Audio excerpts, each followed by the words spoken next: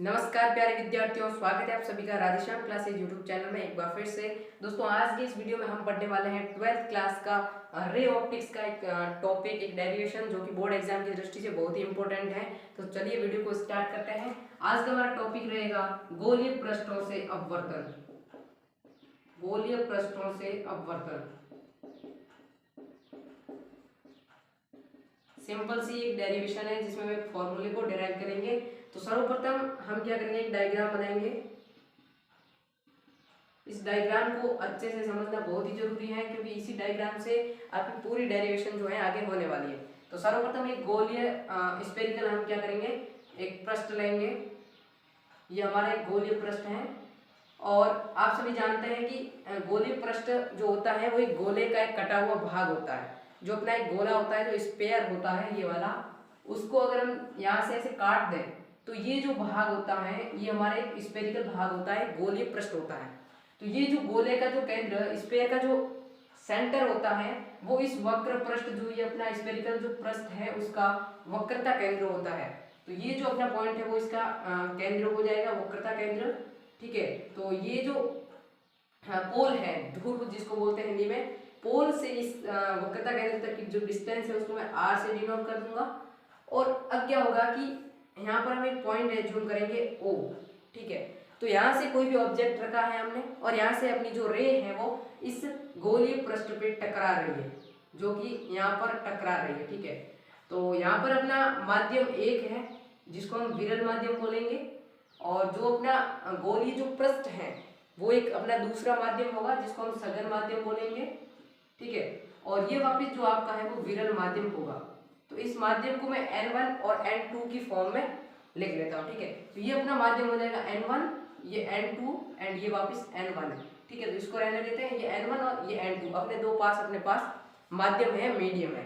तो यहाँ से जो रे है वो आएगी और यहाँ पे टकराएगी। तो आप सभी जानते हैं कि सबसे पहले यहाँ पर आपको एक नॉर्मल खींचनी पड़ेगी इसकी।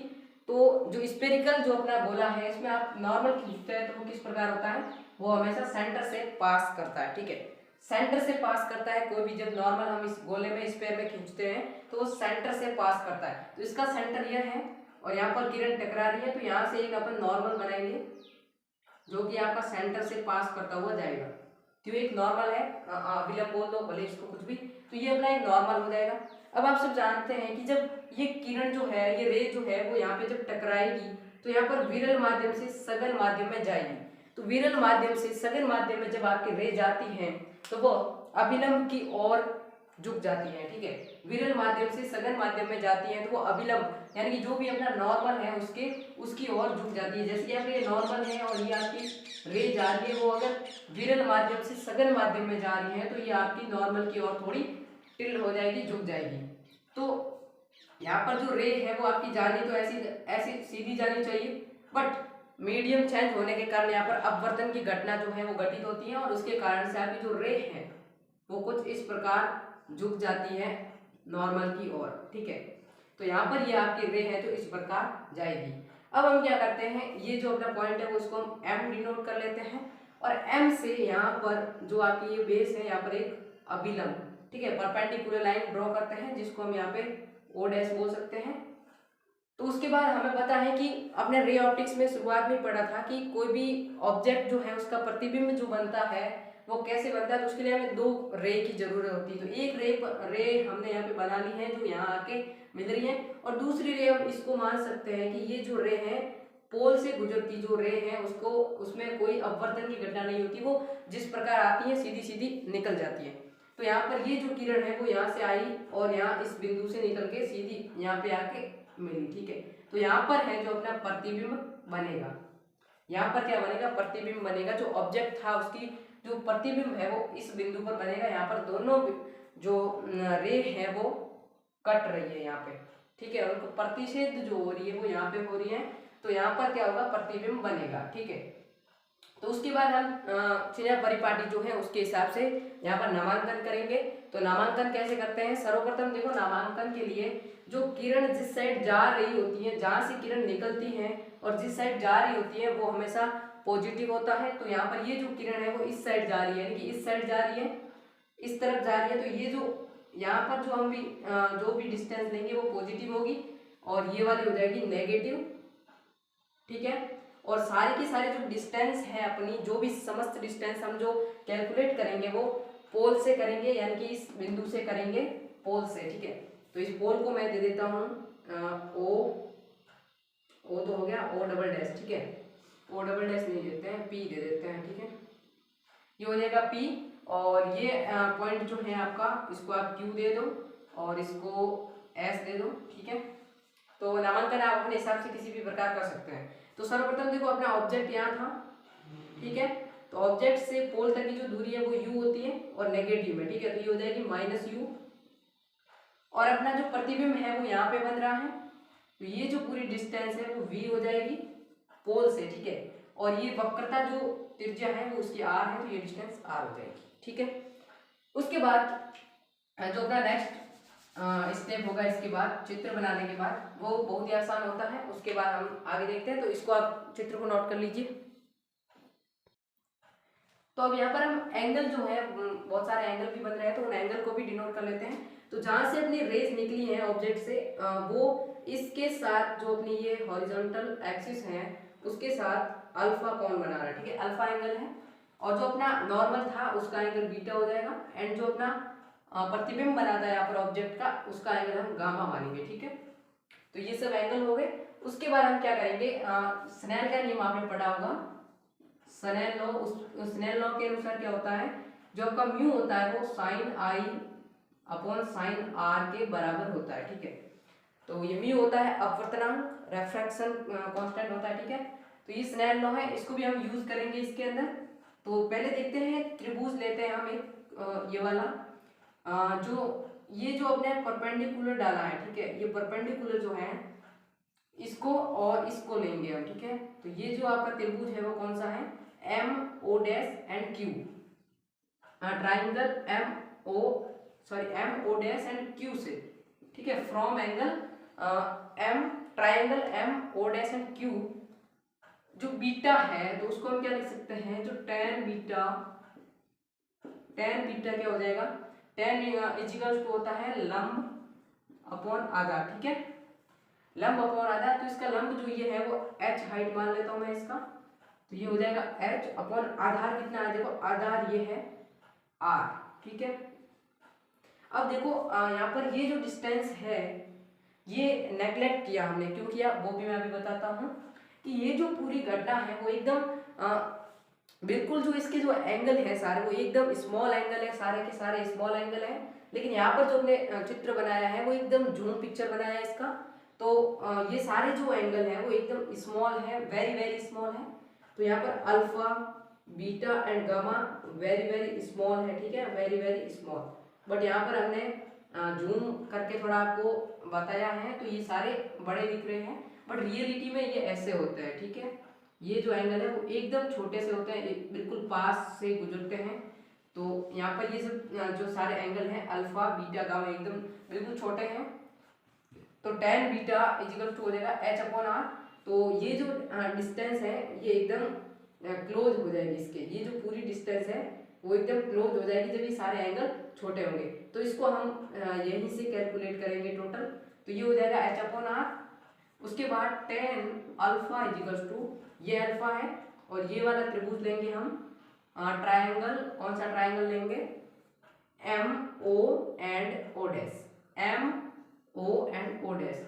तो what is tan alpha, tan alpha is equals to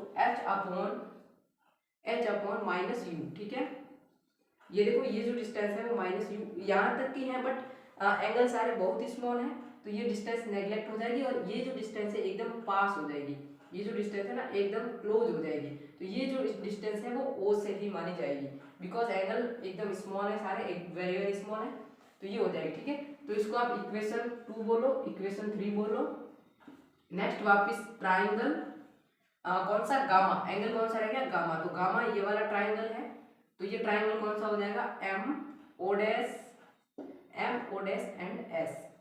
from triangle M O dash and S what is the tan gamma, tan gamma is equal to h upon v, equation number 4। Note कर लो यहाँ तक।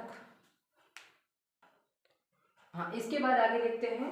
तो सर्वप्रथम हमने यहाँ पर जो अपना आई और आर है, जो परावर्तित सॉरी अपवर्तित कोण एंड जो किरण जब आती है तब जो नॉर्मल के साथ एंगल बनाती है वो आई होता है, और जब अपवर्तित होकर वापस निकल जाती हैं तो अभिलंब मतलब नॉर्मल के साथ जो एंगल बनता है वो आर होता है। तो ये अपना नॉर्मल था जो मैंने डैश डैश करके आपको बताया। तो नॉर्मल और ये आपकी जो है रिफ्लेक्टिव जो रेज थी, अपवर्तित किरण थी, तो उसके साथ ये जो एंगल बनेगा उसको हम आर बोलेंगे, और ये अपना नॉर्मल था, और ये अपनी जो आपतित किरण थी उसको उसके साथ जो एंगल है वो आई बनेगा। फिर यहाँ पर आप देख सकते हो ये जो ट्राइंगल है M S and Q, M S Q जो अपना ट्राइंगल है उसमें आप देख सकते हो कि आपको दो एंगल दिख रहे होंगे, एक तो आर है एक गामा है, और उसके बाद इस ट्राइंगल का एक बाहरी कोण है बीटा, यानी कि ट्राइंगल कुछ इस प्रकार से है, मैं बताऊं यहाँ पे, तो ये कुछ इस प्रकार के ट्राइंगल बना हुआ है। यहाँ पे आपका आई है, यहाँ पे आपका गामा है, और यहाँ पर आपका बीटा है। तो आपने 9th और 10th क्लास में थ्योरम पढ़े होंगे, उसके अंदर आपने ये पढ़ा होगा कि जो ट्राइंगल होता है उसका एक बहिष्कोण यानी कि जो बाहर का एक कोण होता है वो उसके अंदर के दो कोणों के जो सामने के दो सम्मुख कोण होते हैं उनके योग के बराबर होता है। यानी कि आपके 9th 10th के थ्योरम के अनुसार मैं इसको बीटा को गामा प्लस एंगल आई के फॉर्म में लिख सकता हूँ। तो यहाँ से एक आपकी इक्वेशन बनेगी beta is equal to angle i plus angle gamma, तो आपकी 5 नंबर इक्वेशन होगी। उसी प्रकार आपकी एक और इक्वेशन यहाँ से बनेगी, वो किस एंगल से बनेगी वो आप देख सकते हो, आई थिंक ये एंगल, ठीक है, बड़ा वाला M O and Q, triangle M O Q से, यानी from triangle M O Q, यहाँ पर भी वही आपकी सिचुएशन है, स्थिति है, देख सकते हो ये कुछ इस प्रकार है, और यहाँ आपका एंगल है वो आई है, और ये आपका एंगल अल्फा है, और ये आपका एंगल है जो बीटा है। तो यहाँ से भी आप देख सकते हो 9th 10th की थ्योरम के अनुसार आपका जो आई है वो एक बहिष्कोण है, और इस बहिष्कोण के सम्मुख दो कोण है आपका अल्फा और बीटा। तो यानी कि मैं आई को एंगल आई को मैं लिख सकता हूँ अल्फा प्लस बीटा के फॉर्म में। तो ये आपकी इक्वेशन नंबर 6 हो जाएगी। तो यहाँ तक नोट कर लीजिए। हाँ, तो यहाँ पर हमने छोटी सी मिस्टेक की है, यहाँ पर ये एंगल आर था, तो यहाँ पे आई नहीं था, आर है, ठीक है, बिकॉज ये एंगल आपका आर था, ठीक है। तो यहाँ पर आर प्लस गामा है, और ये अल्फा प्लस बीटा है, I equal to and beta equal to, ठीक है। उसके बाद चूंकि हमें पता है कि हमने जो एंगल लिए हैं अल्फा बीटा और गामा बहुत बहुत स्मॉल है, यानी कि tan alpha tan beta and tan gamma जो अपना एंगल है alpha beta gamma very very very small है, वेरी स्मॉल नहीं, वेरी वेरी वेरी स्मॉल है। तो tan बीटा को हम क्या लिख सकते हैं, बीटा के इक्वल कर सकते हैं। जब एंगल एकदम स्मॉल है तो tan बीटा जो है वो बीटा के इक्वल हो जाएगा, tan गामा के इक्वल हो जाएगा, और tan अल्फा जो है अल्फा के इक्वल हो जाएगा। उसके बाद स्नेल का जो नियम है उसके अनुसार हम क्या कर सकते हैं, n1 साइन, एक सेकेंड पहले आप यहाँ तक लिख लीजिए, tan बीटा जो है वो बीटा के इक्वल होगा। तो ये सारी इक्वेशन है वो हम वापस लिख लेते हैं। तो यहाँ पर अल्फा इज इक्वल टू हो जाएगा h upon minus u, and beta is equal to हो जाएगा बीटा इज इक्वल टू हो जाएगा h upon r, and gamma is equal to हो जाएगा, गामा कहाँ था, गामा ये रहा, h अपॉन वी, ठीक है। तो ये सारी इक्वेशन बनेगी हमारे पास अल्फा बीटा एंड गामा की। उसके बाद हमारे पास दो इक्वेशन है बीटा और आई की, जो इक्वेशन 5 एंड 6 हैं उसको यूज़ करेंगे, और इनके अंदर अल्फा बीटा की वैल्यू पुट करेंगे, और आगे हम इसको सॉल्व करेंगे। तो अब मैं जो चित्र है वो उसको मैं क्लियर कर रहा हूँ, या फिर ये जो पोर्शन है वो क्लियर कर रहा हूँ।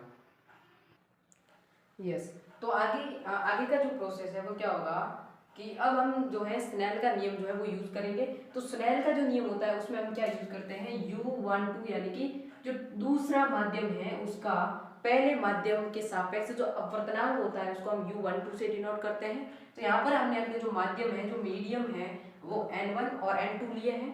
तो उसके हिसाब से हम यहाँ पे लिख सकते हैं कि जो स्नेल का नियम है उसके अनुसार N1 sine i is equal to N2 sine r हो जाएगा, ठीक है। तो sine i upon sine r is equal to हो जाएगा sine i upon sine r is equal to n2 upon n1 हो जाएगा।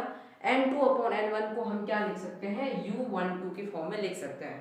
तो यहाँ पर एक और इक्वेशन आएगी आपकी 7th नंबर इक्वेशन, जो कि हम जानते हैं कि ये अल्फा बीटा गामा सारे एंगल वेरी वेरी स्मॉल हैं, तो अपने जो एंगल आई और आर होंगे वो भी बहुत स्मॉल होने वाले हैं।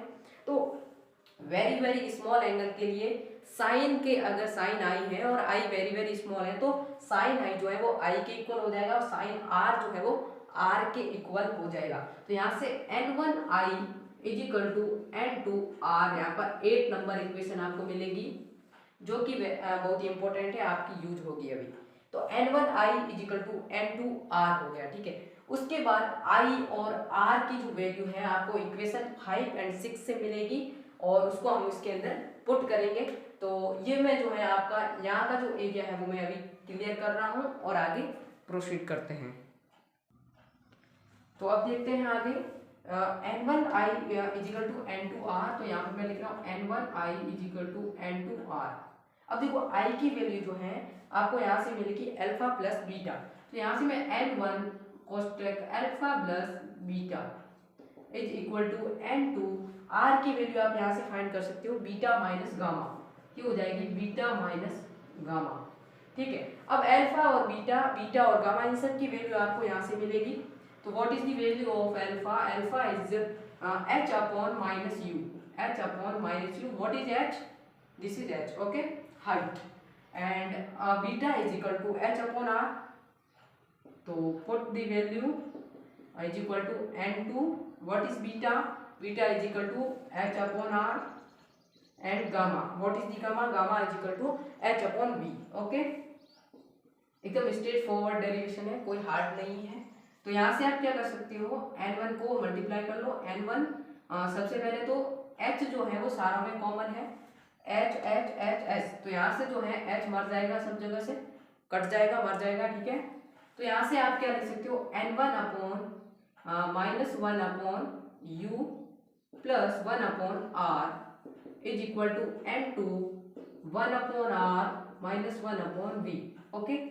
तो यहाँ से अगर आप n1 का मल्टीप्लाई करोगे और जो सिमिलर टर्म्स हैं उसको एक तरफ करोगे तो आपकी इक्वेशन किस प्रकार हो जाएगी कि n1 upon minus n1 upon u plus n1 upon r is equal to n2 upon r minus n2 upon v।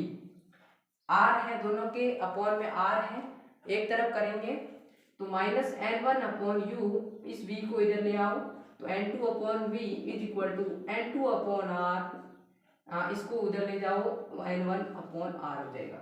तो इसके बाद क्या कर सकते हो, इसके बाद आप n2 अपॉन v, इस टर्म्स को, पॉजिटिव टर्म्स को आगे लिख लेंगे, नेगेटिव टर्म्स को पीछे लिखेंगे, n1 अपॉन u हो जाएगा, एंड यहाँ से n2 minus n1 upon r लिख लेंगे।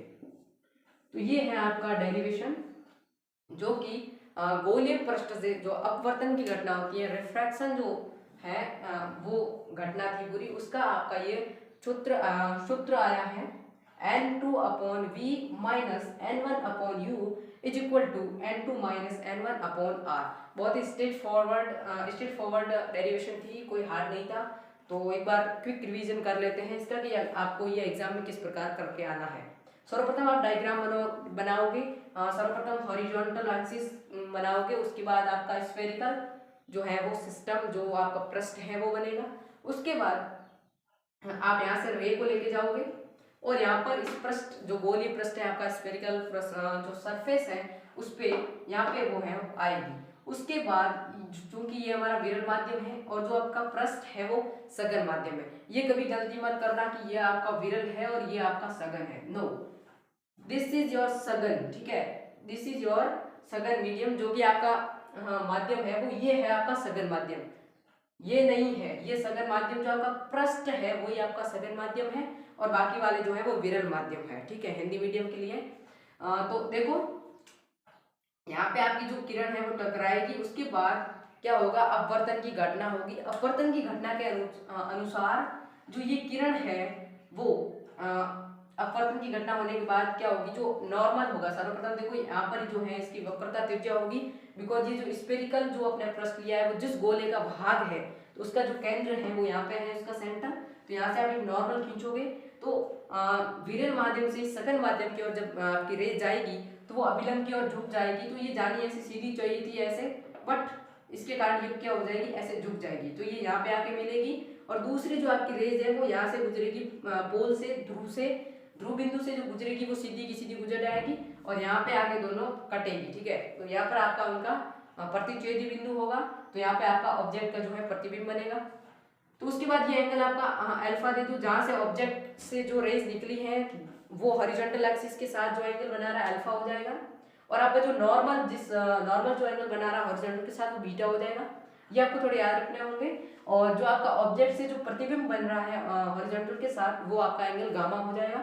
उसके बाद आप सभी जानते हैं ये अपना नॉर्मल है और ये आपकी जो रेज है वो अपवर्तित हुई है। तो नॉर्मल और अपवर्तित जो रेज है उसके साथ जो एंगल बनता है वो आर होता है और नॉर्मल के साथ जो आपकी आपतित किरण होती है उसके साथ जो एंगल बनता है वो आई होता है। तो ये आई आर हो गया। उसके बाद आपकी इस बिंदु से ध्रुव तक की जो दूरी, पोल तक की दूरी है ऑब्जेक्ट के बीच की, वो u हो जाएगी। माइनस u क्यों हो जाएगी, क्योंकि रे जो है वो यहाँ से निकल के ऐसे जा रही है। तो इधर की सारी दूरियां पॉजिटिव हो जाएगी और इधर की सारी दूरियां नेगेटिव हो जाएगी। ठीक है, उसके बाद ये जो दूरी है आपकी ऑब्जेक्ट जो प्रतिबिंब बनाएगा वहां से पोल की दूरी v है और यहाँ जो आपकी वक्रता त्रिज्या है, स्फेरिकल जो रेडियस है वो आपके r हो जाएगी। क्योंकि सारे एंगल बहुत ही स्मॉल है, I R alpha beta gamma सारे स्मॉल एंगल है, तो ये जो डिस्टेंस है वो कुछ ऐसे क्लोज हो जाएगी एकदम से। तो ये जो है वो अपन नगण्य मान के इसको p और o डैश जो है उसको एक ही बिंदु मान लेंगे, बिकॉज ये बिल्कुल स्मॉल जो है सारे एंगल स्मॉल है और एकदम स्मॉल से ये पूरा है जो आपका चित्र है वो हमने यहाँ पे जूम करके देखा है, बट बिल्कुल छोटी सी जगह में ये घटित हो रहा है, तो ये आपकी नेग्लेक्ट कर दी जाएगी। उसके बाद आप टेन बीटा, टेन अल्फा और टेन गामा की वैल्यू निकालोगे। चूंकि एंगल सारे स्मॉल है तो tan alpha is equal to alpha हो जाएगा, tan beta is equal to beta हो जाएगा, tan gamma is equal to gamma हो जाएगा। तो अल्फा बीटा गामा की वैल्यू आएगी। उसके बाद आप 9th क्लास का एक थ्योरम लगाएंगे, बहिष्कोण त्रिभुज के बहिष्कोणों का, सॉरी त्रिभुज के एक बहिष्कोण का जो है बहिष्कोण आंतरिक सम्मुख दो कोणों के योग के बराबर होता है। तो उस प्रकार यहाँ पे एक बीटा वाला त्रिभुज ले लोगे, एक गामा वाला लोगे, तो यहाँ से आपकी 5 और 6 इक्वेशन आएगी। उसके बाद आप स्नेल का नियम लगाओगे, sine n1 sin i equal to n2 sin r। तो यहाँ से एंगल बहुत स्मॉल है तो n1 sin i equal to n2 r हो जाएगा, sorry n2 i equal to n1 i equal to n2 r हो जाएगा। उसके बाद i और r की आप वैल्यू पुट करोगे अल्फा बीटा गामा के टर्म्स में। अल्फा बीटा गामा की जो वैल्यू आपके पास है तो यहाँ से जब पुट करोगे तो आपके पास ये इक्वेशन आएगी। तो एग्जाम में आपको साथ साथ यहाँ पे चूंकि लगा के लिखना भी है, चूंकि सॉरी स्नेल के नियम से और त्रिभुज जो भी आपने ट्राइंगल यूज किया है उसके बारे में लिखोगे, कौन सा थ्योरम यूज किया उसके बारे में भी लिखोगे। तो ये थी आज की सिंपल डेरिवेशन। मिलते हैं नेक्स्ट वीडियो में, तब तक के लिए ऑल द वेरी बेस्ट।